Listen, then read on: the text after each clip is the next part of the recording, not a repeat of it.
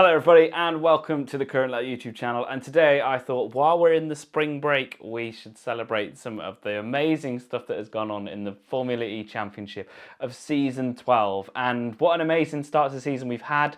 This is exactly what we want for motorsport fans, is a season that is gripping all the way through. And some of the moments I'm going to talk about today is exactly why you, if you're not already watching Formula E, because it's been a fantastic season where I would say the top 9 at the moment could still have the chance to pinch the Drivers' Championship if they can knock Pascal Wehrlein off his absolute locked-in mode. And we're very fortunate with what's going on in the world that we have had 6 rounds of Formula E. Had we lost the Jeddah E-Prix, we would have only been having 4, and I don't think they would have had time to replace that E-Prix had they had cancelled it, because where would we go? I'm not sure logistically how easy it is to assemble a Formula E event with one not knocking its net zero, and also bringing everything to a new racetrack, because a lot of ours are pre-configured. We've had Madrid, which is a classic circuit, but we were very fortunate to go there through the planning of Formula E. So let's have a look at what is the top 5 moments in the championship thus far up to round 6, and we'll start with number 1. So dramatically, I'm going to start off with Pepe Marti's crash. Not only is this the second time we've had a massive airborne incident at the Sao Paulo E-Prix, we had one in season 11, and then Marti was our season 12. It's a massive congratulations to the people who designed the cars, because actually he got out of that car unscathed. And it also had a fire, and if some of you don't know, EV fires are the worst things to try and put out. I believe this was all to do with the brakes and not the batteries. But yeah, for Pepe Marti to walk away from that unscathed and a slap on the wrist is amazing. One thing I want to mention though is I think Pepe Marti's crash hid how good season 12 was going to be. Obviously we had Felix da Costa in 6th before he was taken out. A few of the rookies were in decent positions. Obviously we had Zane Maloney in the points. We had obviously Pepe Marti in the points until he did his airborne crash. And I think Drogovic was cycling through before he was also penalised for a pit infringement. So actually it showed how close this championship was going to be in race 1. We were just kind of hidden by the chaos of all the incidents that we were having. My second highlight would be how close it was in Mexico between I think it was the top 5. I think the last couple of laps it was really up to play for before Cassidy took the win. We obviously had Edo Mortara in 2nd, we had Barnard in the top 5, and going through that stadium section was an absolute thrill, especially having, I think it was almost 30 days between the first and the second race. So to see this being a bit of a nail-biter was really exciting. And also with Buemi on pole, who then blundered it, then got back up to 6th, and then had a puncher. Again, just showing how some drivers are really shining, but have had some incidents that have kept them away from the top scoring positions. And I think, yeah, this is a great moment for the second race to have.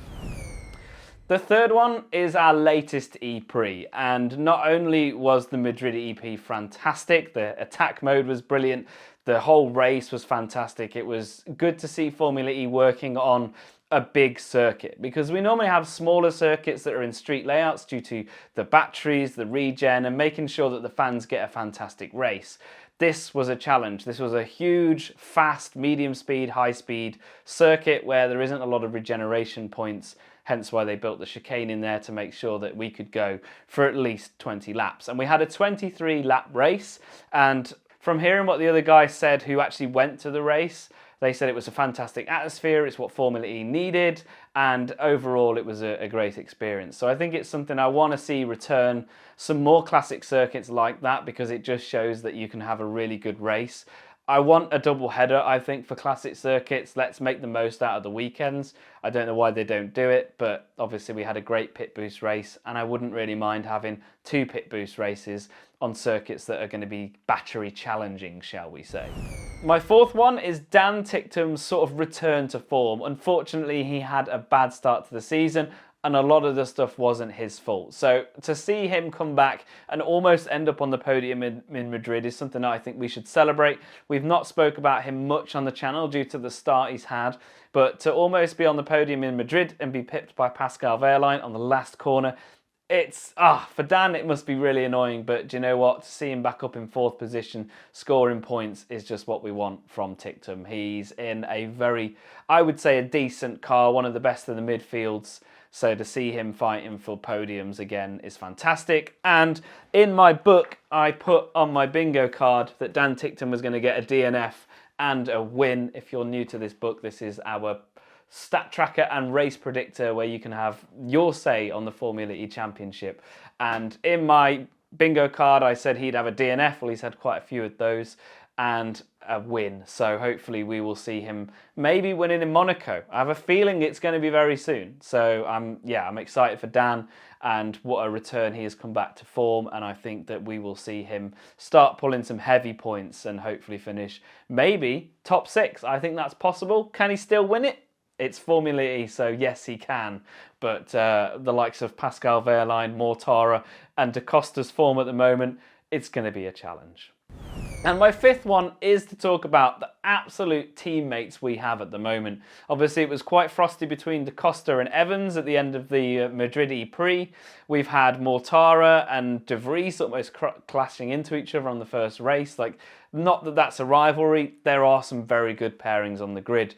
Pepe Marti and Dan Tictum in Jeddah, that was close calling and amazing to see that there is no rules and the teams are going to race each other, to the point where I think Evans really wanted that win in Madrid, that he was going to ignore what the team was saying and potentially put Jaguar's constructors up for a challenge had they come together on that last lap.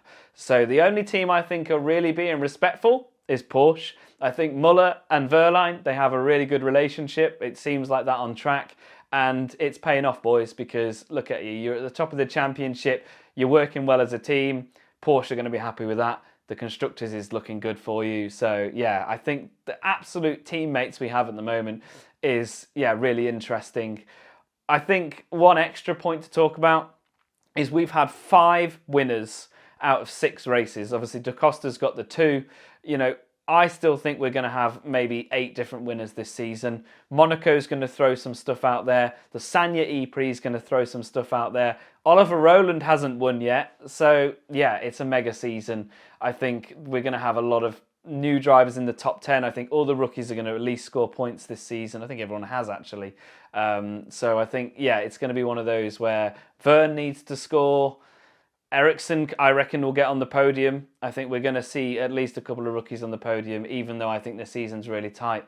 I think we're just having a wonderful season, and come London, I think we're going to be able to celebrate what an amazing roster of drivers we've got this season. And hopefully, if the rumours are true, obviously we've got Opel joining. We don't know how they're going to join, but I imagine we're going to have 21st and 22nd on the grid. So we're going to have, again, 11 teams in Formula E, and that's going to be fantastic. So some honourable mentions for the season. I think the graphics that have been showcased on the broadcast this season, mega job. I think it's really clean. It's just exactly what you want from a motorsport. I've been watching a lot of NASCAR and IndyCar as well while the races haven't been on, and I must say that their graphics are quite clean, but Formula E have got it looking very nice.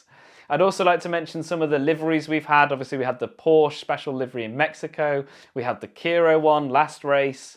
We've obviously had the Andretti change as well. This season's really been throwing some nice looking liveries, and I think for 6 rounds in, it's really exciting. We're obviously going to see some major sponsor ones, I think, as we get to the bigger races like London, maybe Tokyo. We'll see a Nissan livery. So there's a lot more to be showcased at these races. The final thing I want to mention is Lola are always on the fringes of the points. And one thing I've learned from rewatching all the highlights of the first 6 rounds is how close and how unfortunate they have been in this championship. I think actually there's so many points that they could have had with the package they have. Zane Maloney and Degrassi, I think, are doing a really respectable job in a car that is very independent to the grid. They're the only ones running that Lola powertrain. They're the only ones that are sort of on the back foot. And actually, I think most of the time they're like 12th, 14th, 16th. And with how close the championship is, they're just missing out by a couple of points. And I think some of the races, Zane Maloney's been unfortunate. He's had a few run-ins with some rookies and ended up outside the race. And I just think, so I'm hoping, we're a third of the way through really in the season, that they're going to be having one top 6. I really hope we can see either Degrassi or Zane Maloney scoring a handful of points for Lola as we transition into Gen 4. And he said Gen 6 then. Imagine. But yeah, that's today's video. I hope you've enjoyed it. I just want to, as we're on the spring break, talk about Formula E, as I know the fan base, we love a bit of a conversation about Formula E. We don't have as many races as other race series yet. As someone who does the content, I'm kind of glad it's really putting me back into it, but I'm craving more races as we go on. My name is Kyle, this is the Current Lap YouTube channel. We talk about everything Formula E, and if you're new and this video has seemed like chaos, as I've mentioned, this sport is like, you know, the drivers is really open to anyone at this moment in time. I think Pascal has got safe hand on the trophy, but one bad race and it's all to play for. So thank you very much for watching, and we'll see you guys next time to talk about more Formula E.